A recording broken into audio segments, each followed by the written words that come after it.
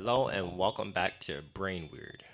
My name is Tyler, and I'm gonna pass it on to the next co-host. Hi, my name is Carmery. So, if you ever felt like your brain works differently, like the world wasn't built with you in mind, this podcast is for you. Hello, my name is Carrie. Today we're diving into autism, ADHD, and the beautiful, messy, brilliant reality of being neurodivergent. The things no one explains, the things you wish someone had told you, and the things that finally make you feel seen. Let's talk about it. So, as an autism, I know that it's a whole different world up there. So, I'm curious, how do you see the world? I see the world through the lens of the laws of life. What does that mean and how does that look like? E. So I see the life through the lens of the laws of life. How does that look like? It looks like abundance. I see abundance everywhere. I see abundance in a tree. I see abundance in air. I see abundance literally everywhere. Everything for me is abundance. Not only material things, but as you go through life, as I go through life, to me, everything is abundant, if that makes sense. So, what you guys call delusional, that's how I see the life. Those are my lens. That's autism in my head. So, we dove into the autism, then now I'm curious the ADHD. So, as an ADHD person, how do you see the world? Well, I see the world. I definitely find being in nature a lot more relaxing than it should be, but at the same time, my brain will be doing like five or six different things, and it will be rare for me to have like a chill, quiet moment. But like work wise, it seems to be I got to do the work myself. And I'm not saying hide the fact that I have ADHD, but more or less use that as an internal strength for me to better myself. And don't let it hold me back just because other people see it as something that I guess could be a hindrance. More or less kind of have it like a back pocket strength that not a lot of other people have, and take advantage of that, and it will help better me as a person with this condition. That's very interesting. Two different sides of the world, ADHD and autism. So y'all have a little understanding how they see the world cuz as a normal person, obviously we all see the world differently, but we have to have an understanding cuz we all live in the same planet and we have to be compassionate. So learning how they see the world gives us an understanding and how to make it comfortable for them because already it's an uncomfortable thing to maneuver in a world where they're misunderstood. On that note of talking about understanding, that's crazy. What do you wish people understood more about level 1 autism? I wish people would understand that we need more help and attention, if that makes sense, not for attention purposes more than for we need help and it's not noticed because of our appearance. So we there's different levels of autism, right? But I feel in my experience being a level 1, I've struggled with not people not helping me or saying that I'm bullshitting or making it up, or people I have like, oh, I need help, I can't do this, I can't do that. And it's like I get looks like you look totally fine to me. And so I wish people knew that level 1 actually need more help than the other levels, because the other levels, not to bash, is not a bash, but they look a certain way. They look a certain way and you could tell they can't talk or whatever it is, whereas i look I look and appear to be normal, what quote unquote what society standards are normal. I could talk, I could operate a certain things or whatever, whereas the other levels don't look that way and they can't function in a certain way, but they get help. They automatically get help because of how they look. They already, but we have to overly explain ourselves and we still get looks. People don't understand that we need help the same way or even more that the other levels need help, but we are overlooked. How did that look for you, and as an understanding of being overlooked as a level 1 autism, how did that, if you understand what I'm trying to say, How does on that your affect me? end, right? How does that affect you?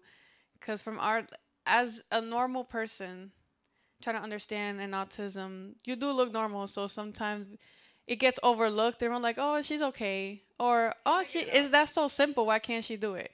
Correct. And you've gotten that a lot growing up. I've seen it on you and other people, and it's frustrating on my end because, like, damn, like, there's no understanding. So how does that on your end? Well, it's really frustrating because I get the looks like, what are you talking about? Just do it, you know? And it's like, I can't articulate that I can't do it. For example, when I went for a job and I said I'm autistic, and it automatically, we don't have a position for you right now. Whereas if I go and don't say I have autism, right? And I say I need extra help, I need extra breaks, but I look normal, right? They're gonna expect me to operate normal. So it's a hit and a death situation, like how you hit or miss situation where do I go in and mask or do I go in and say I have autism? Either way, we're fucked. No, level one. It's no win-win there. Because look at the scenario. You go in being yourself, or you go in masking. Masking means we mask to match society's standards to be accepted. That's what we call masking, right? If you have autism or family with autism, you understand what I'm talking about. So, and I'm already with the scenario, I'm nervous and this and that, right? So I'm going to ask for a job. Let's go masking, see what happens. Great. You go masking, you look normal, and then you say, I need extra help. I need this type of assistance and that type of assistance. I need extra time for breaks. Oh, and I need only a part time because I can't operate a full time. They're gonna be like, what are you talking about? You're just lazy. You just don't wanna work. And then you're like, okay, let's do the same thing again. Now I'm gonna go, hey, I have autism. And now it's like, oh, we don't have a position for you right now. Where are you left at? Nowhere. That's my life. Either you go away, you go in masking, and when I've masked, all my life I've masked, I got regular jobs, and I got burned the fuck out. Why? Because I need extra help, and people don't understand that. I'm lazy, right? So I finally unmask myself to get a job, and I have autism. Nobody wants you. That's the real raw truth. Nobody wants that. They want fully operational slaves. You know, so it's level one needs help. It's completely true from my end of what I've seen and grown up, because there's more assistance when you look the part than or you look normal. Like, no, it's even more of a struggle for the person who looks normal, because there's more help on the other end, and it's fine, but it's like, this is why we're bringing awareness, because it's not fair, because then they get burnt out and then the system doesn't help them either way. So it's like, you either go in and whatever, if you get burnt out, oh wait, and then after you get burnt out, I'm not gonna help you. So it's like, this is why. It's funny you say that because it's like, and And there was a point in life where I can't find a way out. You get into circles in your head and like, what am I gonna do? Right? What am I gonna do? And then you get depressed, burned out. You're crying. You don't know what to do, And with no support and no system. support system, because you got people that have support system, and then there goes me, zero. We're gonna dive into ADHD now, on the ADHD perspective of what do you wish people understood more about ADHD? Something I do wish that people understand about people with ADHD is a lot of times when we don't understand something, we're going to ask a lot of questions. And a lot of people would tend to create a narrative because we're asking questions when we're really just trying to get a better understanding. And other people would try and draw a conclusion before we even get a chance to really get to the point of what we're just trying to ask. So give time to those who, are asking questions to better understand more. Because definitely how our brains think is different. And we would need to use that information to get the words in a better structure so that way we could externally say it. Because a lot of times we'll think something internally, but externally it may come out in either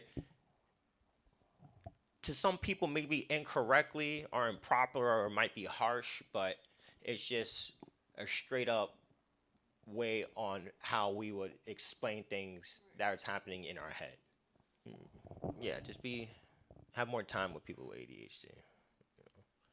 There are a lot of good people out there. You might not even think it, like Elon Musk or people who've done a lot of big, major things with innovation in life.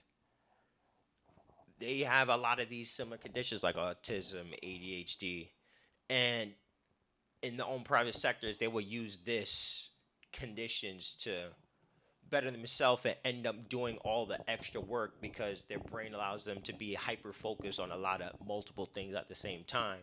And if it's something that they're really passionate about, they're going to exceed 10 times over the person who's normal and just kind of want to learn about something and then they get tired about it real quick. So don't underestimate somebody. The best way I can say that. With ADHD and working, I with my personal experience, I've been at my job for about 14 years, and early on, I felt like a stigma about mentioning that I did have it because I was afraid people were going to treat me different or do preferential treatment because of it. So in the beginning, I didn't really say anything to anybody, but people picked up on just weird things I would do. I would just be super hyper focused on one specific thing, or I'll end up doing five different things at the same time. And I feel like if people would have known that I had ADHD in the beginning, they would have either tried to downplay or try to hold back the success. But I'm not saying not to say something, but acknowledge that you do have it and take the positives out of it and maximize on it as much as possible. Don't try and see it as a weakness. Apply the benefits of it to your specific situation, and you will never have a bad day in your life. That was a great input. Amazing. I love the because it broadens you guys' mind on, oh, okay, I have more opening on, you're not more close minded on the topic of an autistic person or ADHD person. Adding on to the amazing input of understanding them, I wanted to add on what are, as an autistic person, what are the positives out of that stage one Level one. or level one, sorry, level one autism?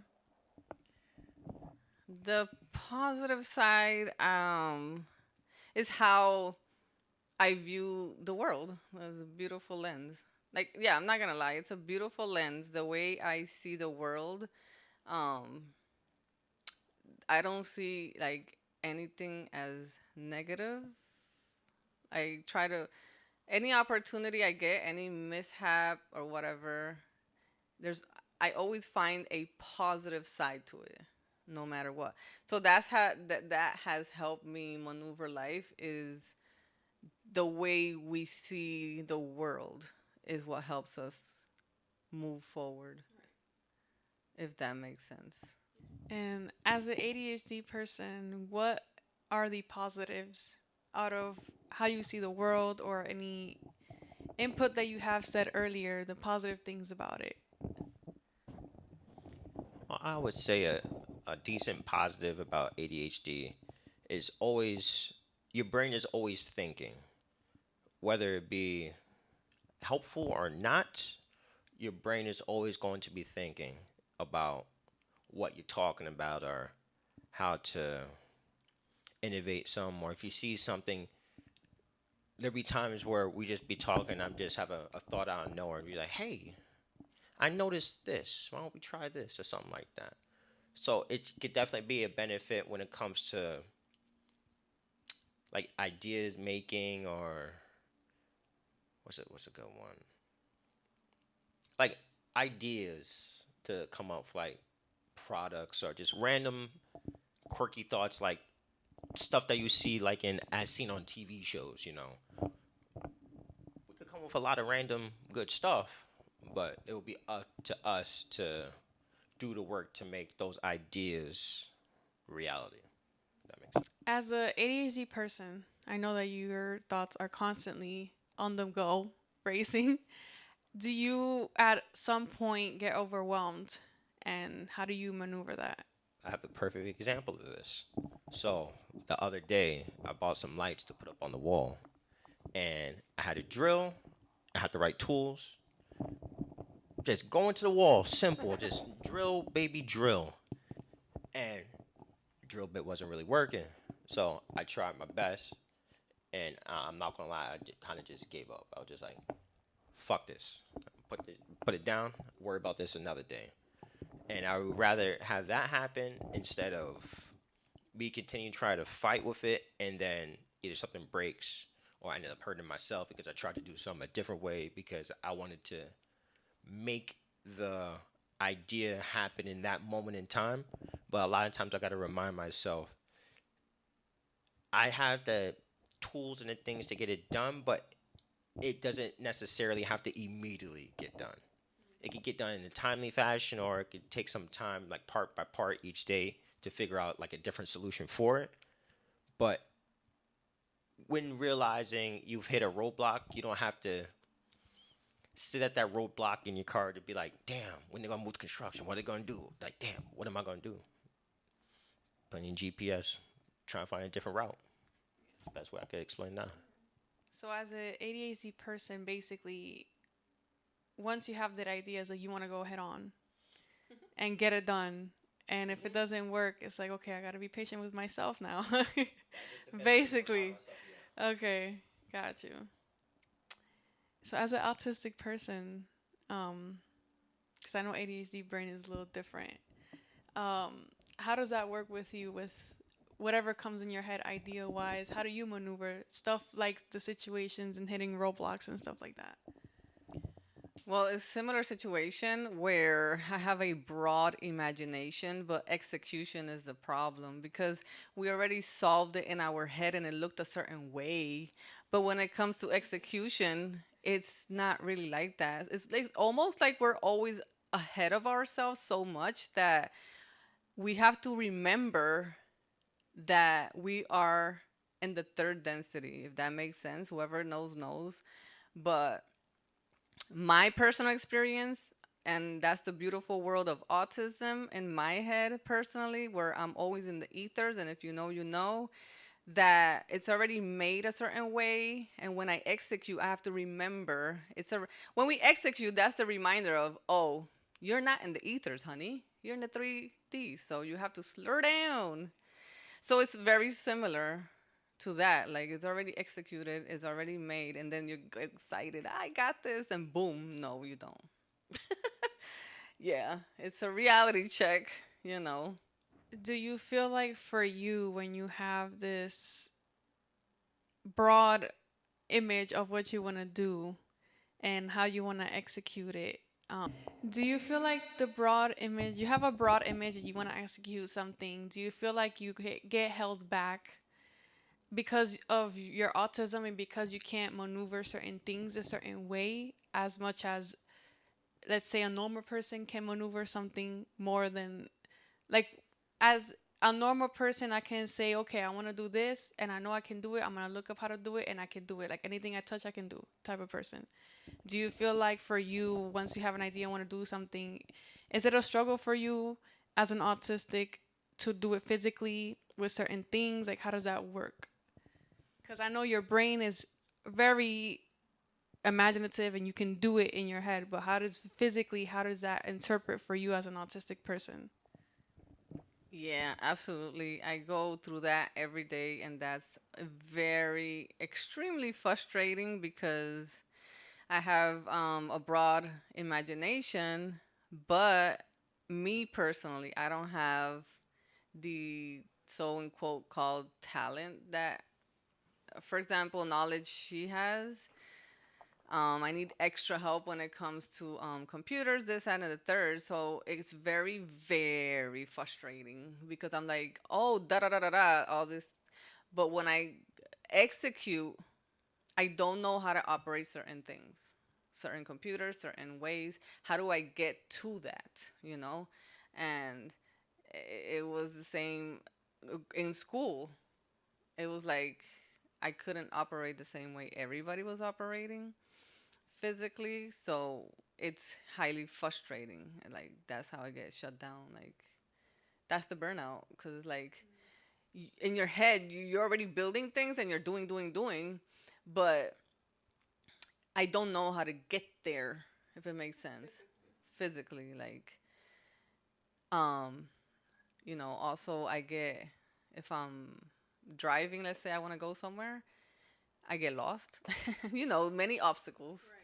Many obstacles. That's where we need the extra help to execute these things. And as a ADHD person, how does that work for you? That you have so many thoughts and executions, and is that a struggle for you physically? How does that work for you on your end? I could say I could also bring this back to work because it's also kind of helped me with my condition because I'm kind of because I work on cars for a living, and there's gonna be a lot of times where I get a car that I don't want to work on, but I have.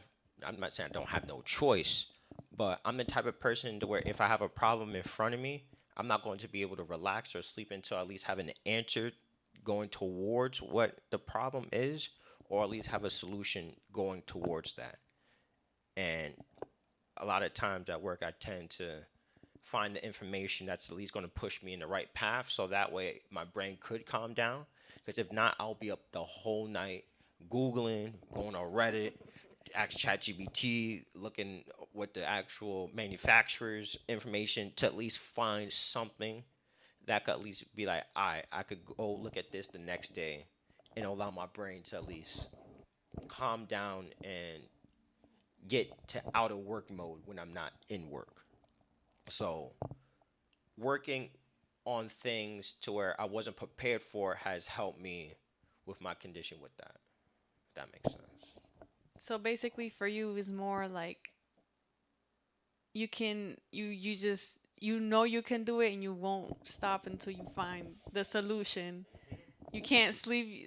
Your mind will keep going. And every car is going to be different. Not people hit cars, they fix it, send it to the body shop or whatever. Multiple cars could have the same code, but they all could require a different solution. So I like that part of working on the diagnostic side of stuff because it's a challenge and I always get to find something different. But at the same time, is when I face something that I haven't seen before where I'm like, oh shit, oh damn, I already checked this, I already checked that.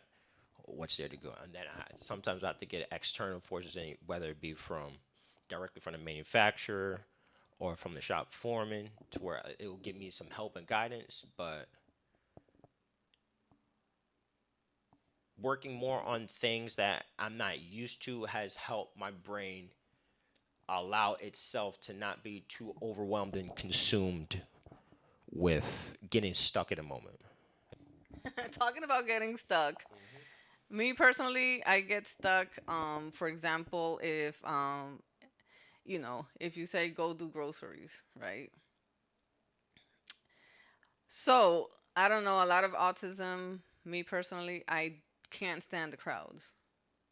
Too many energies, too much stimulation and stuff like that. So doing groceries, um, yeah, I could get stuck. I get stuck maneuvering. Cause once you're in the grocery store, I get stuck. I can't see the aisles. I can't like. I get blocked, shut down, cause there's too many things going on, right? So I get lost there. I'm curious. How does your ADHD brain work in grocery stores? I do BJ's pickup orders. I don't walk around the stores. I don't browse because then I end up looking for things that I don't need and I focus on more the wants than I do the needs. So I just do the BJ's pickup order, get exactly what I needed for that time, pick it up, and go. Or that. So basically, you get stuck with, I need this. Okay, I'm going now. And then, oh, wait. Oh, wait. No, wait. I want this. Like, your brain goes everywhere else, like your brain stays everywhere else.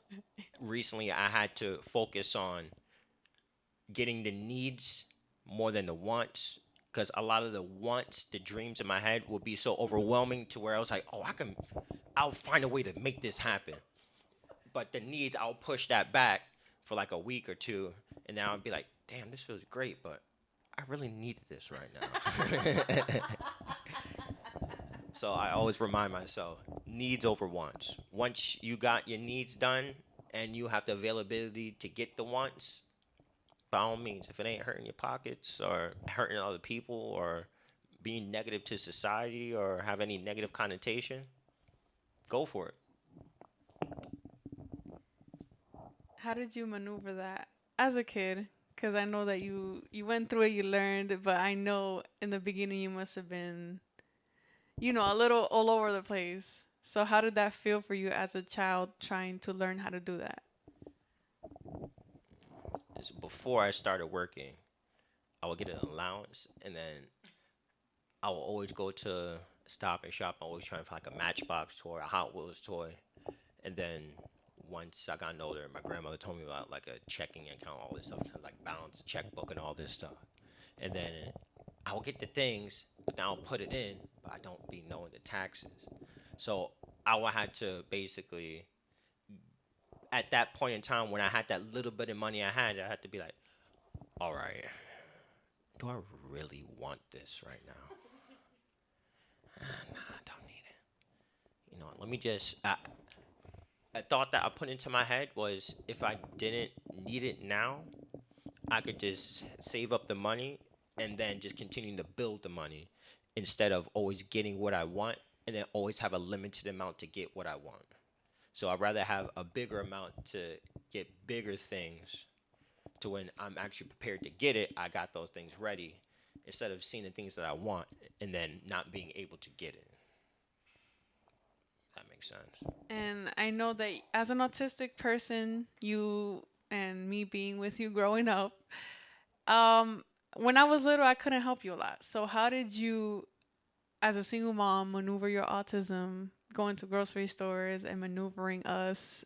How did you maneuver that without assistance as an autistic person? A lot of stress. So how does that look like with kids? Oh, okay, now I remember. All right, so it's more. I say if I didn't have kids, it would have been more difficult. But I guess having the kids had you guys, I was more focused on your well-being as I went, and because I had to be a guide, meaning like an example to you guys and whatever, so that helped me, you know, maneuver through everything. Like, so being focused on the kids helped me not look around. or it helped me not realize how many people are around me. I have to focus on these two kids. I have to focus on um, them not to get lost, which my son did get lost. Um, you know, the focus was I have to be a mom and I have to protect these kids. That's my focus right now. So that being said, I have to focus on this, that, and the third. So yeah, if I was with no kids at that time, I don't think I would have been. I get stuck, literally. Like my brain gets stuck to the point where like I could be standing in one place and just stand there. But I guess my case, the kids had me focused. That being said, I appreciate the input and the understanding as a normal person over here on this end. I hope that that helped you open up you guys' mind and have more compassion and see the world and how they see the world. So thank you for being here. Give us a support. Um, we appreciate you listening and staying along with the ride of this weirdness of who they are. Beautiful weirdness of how they see the world, how they maneuver. Functional weirdness, yes. So we appreciate it. If you guys want to, then for if you have any more questions on how they see the world or any other topics that you want it to be brought to you guys and how they maneuver and how they see it, we will gladly answer any questions and we will uh, along come with us along the ride and we'll answer them for you as we go. Follow, support. Thank you for being here. We'll see you in the next episode.